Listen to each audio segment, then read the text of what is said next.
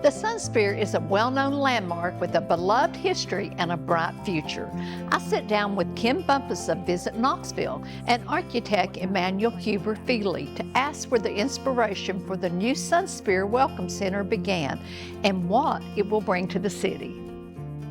So, the observation deck of the Sunsphere is something that had been open for 40 years for free.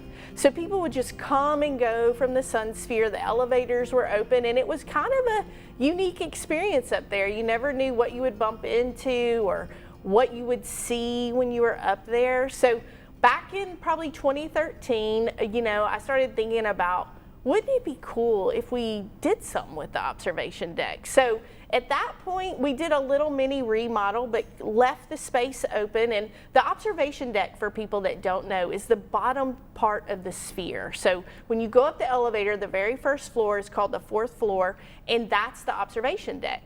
So we went up there and we tore out the chimes from the 1982 World's Fair. We put up some graphics. And anyway, we kind of ran it that way. But I always thought about, what a crazy venue, and wouldn't it be cool if people could know what this venue is at the base of the Sunsphere, right? So we were doing all of this, we're running the observation deck, but to build something like that costs money. Fast forward to, 2019, I'm talking it up and I'm saying, I want to create this thing called the Sunsphere Fund, and I'm going through the different administrations that you have to do when you're, looking at a city-owned venue. And we finally got the green light in 2019 to start the Sunsphere Fund. And what that meant was, at the time, we were thinking about maybe we would charge an admission and we would put some more work into the observation deck. And long story short, COVID happened. And it froze everything. We literally closed the Sunsphere for a couple of years because, with the restrictions with COVID, you couldn't let people up there. So let's fast forward to 2022.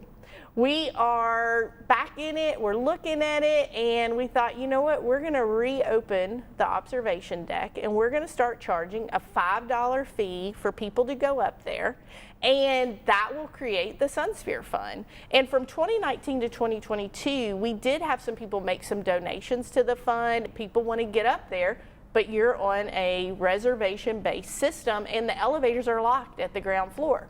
So you would have, as a visitor, you might be bumping into the venue and not knowing how to engage with it. And we have lots of signs, and we had QR codes, and we had all the things, but in the age of information overload, people still found it a challenge sometimes to figure out, how do I get into this structure? And you have all these different customers when you talk about the Sunsphere. You have people that are very passionate about World's Fairs in general and very aware of the 1982 World's Fair in Knoxville, Tennessee. You have a customer that saw the Simpsons episode about the Sunsphere and want to see the wig shop. And then you have someone that's just literally, there's a big gold ball in the air and I need to get up there and see what's in it. And that's what we were dealing with. And so that's really what kind of drove the vision. I was like, we have to have a welcome center at the base. And now the Sunsphere Fund's moving and we're welcoming guests and it's generating like $30,000 a month. And, fast forward and, since February 22nd of 2022, we've welcomed over 122,000 visitors from all 50 states and 57 countries. And we kind of partnered up with East Tennessee Community Design. We were like, oh, we need to paint it back to its original blue and start building a welcome center. Tell me about the design process and how you're working with MHM. Yes, so we met Emmanuel through the East Tennessee Community Design Center, and McCarty Holsapple McCarty was a part of that. And what was so cool about that is I was casually having a conversation with Dwayne Grieve, and he was like, oh, you got to go through this process and let us vision what this could be. And honestly, I signed up for it and we kind of fast-tracked into the process, and I didn't know what I was getting myself into, but it's been the best process. It's so amazing, and the things that Emmanuel really spearheaded and dreamt up are things that I would have never imagined and never thought possible. So it's been awesome. I think sometimes that Knoxville doesn't really appreciate how much the Design Center has put into projects in our area for preservation and to encourage and to restore. I think that they're the kind of the quiet behind the scenes that they don't get all the recognition that they deserve. Oh, 100%. It's been a fantastic process. I would recommend it to anyone. Emmanuel, tell us what the firm's goals are for the Welcome Center and what part that your firm is playing in this. Yeah, well, I'll just want to start with, it's such an honor, incredible privilege to be a part of this project. Starting as a volunteer with the East Tennessee Community Design Center. They really do amazing work, and so to get to be on this project and with such a visionary client has really made this project special. The goals for the project have been to, be responsible with the funds and make the most impact that we can while respecting the nature, the historic structure, not wanting to compete with that, but also giving a world-class experience. Take us through the design part. Yeah, so it's evolved a lot from the very beginning. The design goals that have carried through are to create this experience from the street where you see a presence that welcomes you in, as well as creating these framed views of the fantastic World's Fair Park that we have and of the Sunsphere itself. As many might know, there has been this metal roof, that canopy roof around that third level, the Clinch Avenue level, which really detracted from the look of the place and really hemmed in the views. And so taking that out, replacing it with this new wraparound canopy and welcome center that just really engages people with the structure and the park. How do you see the Welcome Center contributing to the legacy of the Sunsphere?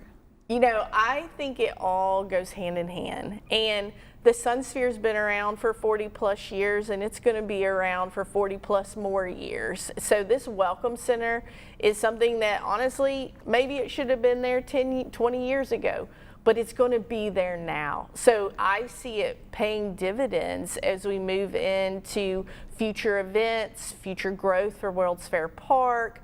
What are we recruiting to Knoxville, and how they will also be able to incorporate, how they see Knoxville. And going into the Sunsphere is the best 360-degree view you can get of our destination. So this Welcome Center is so vital to the longevity of the Sunsphere, and I hope that it just means that we will continue this build. There's other stages, not that I want to announce all those right now, but there's other things that Visit Knoxville through the Sunsphere Fund would like to do for the Sunsphere.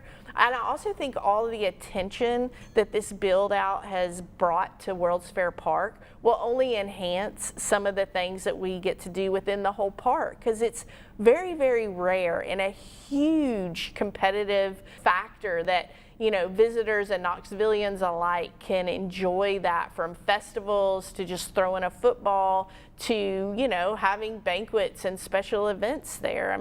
It's a huge thing, and I think building this Welcome Center and having a nod to solar and being able to partner with a local company, with Chroma Energy Group, and to be able to have school groups from all over the region. I'm not just talking about Knox County. We've brought in school groups from out of state, and I think that's only going to compound now that we're doing these things, and that's going to lead to more things. And I also think when we reopen in the fall, people that choose to buy a ticket and go to the observation deck are going to see a whole new makeover there as well. So I would love to be sitting here in, a year and a half's time and telling you over 500,000 people have visited the Sunsphere, and I think that that's something that we'll accomplish.